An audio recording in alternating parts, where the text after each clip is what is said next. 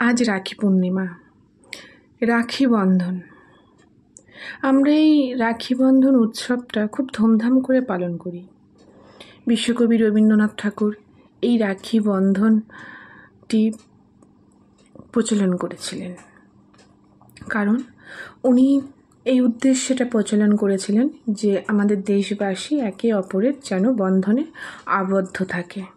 এটা একটা পবিত্র বন্ধন, শুধু ভাই বা দাদা বোনকে রক্ষা করবে সেই জন্য নয়, একে অপরের সাথে সুস্থভাবে ভালোভাবে একটা ভালো সম্পর্কের সাথে জড়িত হয় সেই জন্য।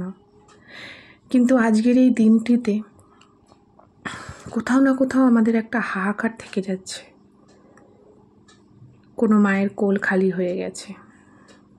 আজও আমরা মেয়েরা এই রাখি বন্ধনে ভাইয়ের হাতে যখন বোন বা দিদি রাখি পরায়, তখন আমরা দুজনের প্রতি একটা কামনাবদ্ধ হই যেন আমার ভাই বা দাদা ভালো থাকে।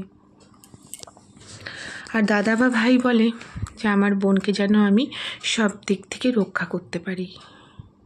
কিন্তু চলুন আজকের দিনে আমরা এই সংকল্পটা করি। সমাজে যারা দুষ্ট চরিত্রের লোক রয়েছে তাদেরকে এটা বোঝানোর জন্য যে শুধু নিজের ঘরের মা বোন নয়, জগতে আজকের দিনে তোমার দৃষ্টিভঙ্গিটাকে তুমি পাল্টাও। কেউ যদি পাল্টাতে না চায়, আমরা পাল্টাবো তাদের নজর দৃষ্টি, তাদের নজর দোষ আমরা কাটাবো মেয়েরা, আর নয়। মেয়েরাই শিকার হবে, আর সমস্ত জোর জুলুম মেয়েদের উপর চলবে, সমস্ত দোষী হবে মেয়েরা। মেয়েদের জন্য সমস্ত বাধা।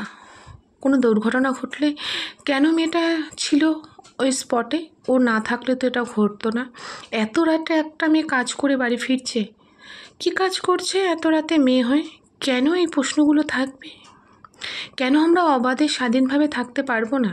আমাদের দৃষ্টিভঙ্গিটা পাল্টাতে হবে। তাই আজকের এই একটা সুন্দর দিনে তাই সকল দাদাদের উদ্দেশ্যে বলছি, যারা কুরুচিপূর্ণ পুরুষ রয়েছেন সমাজে, তাদের রুচিটা পাল্টান, দৃষ্টিভঙ্গিটা ঠিক করুন। জগতের বাইরে নিজের মা বোন ছাড়া বাইরের যারা মহিলারা আছে তাদেরকেও নিজের মতন করে মা বোন হিসেবে সম্মান করুন। আজকের দিনটা কিন্তু বিশ্বকবি রবীন্দ্রনাথ ঠাকুর এই কারণেই রেখেছিলেন। রাখি বন্ধন উৎসবটা শুধু ভাই বোন নয়, একে অপরের প্রতি সম্মান, শ্রদ্ধা এবং একে অপরকে রক্ষার একটা সংকল্প করেছিলেন। আজকের দিনে দাঁড়িয়ে আমরা নারীরা নির্যাতিত হচ্ছি পুরুষের হাতে। তাই আমরা নারীরা আজকে গর্জে উঠেছি যে আমার কোনো পুরুষ যখন নারীর দিকে লালসার মুখ করে তাকাবে বা হাত বাড়াবে, তার হাত ভেঙে গুড়িয়ে দেবো। তো সব পুরুষ তো সমান নয়, কারণ আজকে আমরা যে গর্জে উঠেছি আমাদের সাথে কিন্তু আমাদের পাশে সমকক্ষ হয়ে সম পায়ে সম হাতে কিন্তু এগিয়ে চলেছে নারী পুরুষ নির্বিশেষে। কিছু কিছু কুরুচি পুরুষ সমাজে রয়েছে যাদের জন্য আজ এই অবস্থা। তাই আজ রাখি বন্ধন দিন। আজকের দিনটাই আমরা একে অপরের প্রতিশ্রুতি হয়ে দাঁড়াবো যে আর নয়। এবার আমরা দেখিয়ে দেব নারী শক্তি কি হতে পারে। কেন আমাদের মেয়েদের এত বাধা থাকবে? আমরা কোথাও যেতে পারবো না, আমরা কোনো কিছু করতে পারবো না।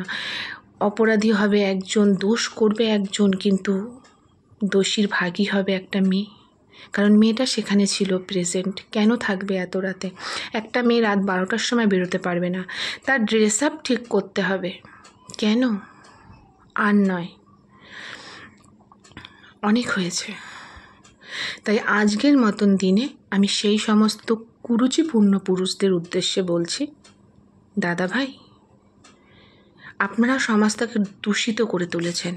আপনাদের জন্য নিরীহ ভালো পুরুষরাও লজ্জিত হচ্ছে। তাই আপনারা আপনাদের কুরুচিটাকে সুরুচিতে পরিণত করুন, আর আপনাদের কুদৃষ্টিটাকে সুদৃষ্টিতে পরিণত করুন। না হলে কিন্তু আমরাই আপনাদের, যাতে আপনারা আর কোনোদিনও মেয়েদের দিকে তাকাতে না পারেন, আপনাদের দৃষ্টিশক্তিটাকেই কিন্তু নষ্ট করে দেব। কলমে দীপা পাল দত্তের সাথে কণ্ঠে দীপা পাল দত্ত। নমস্কার।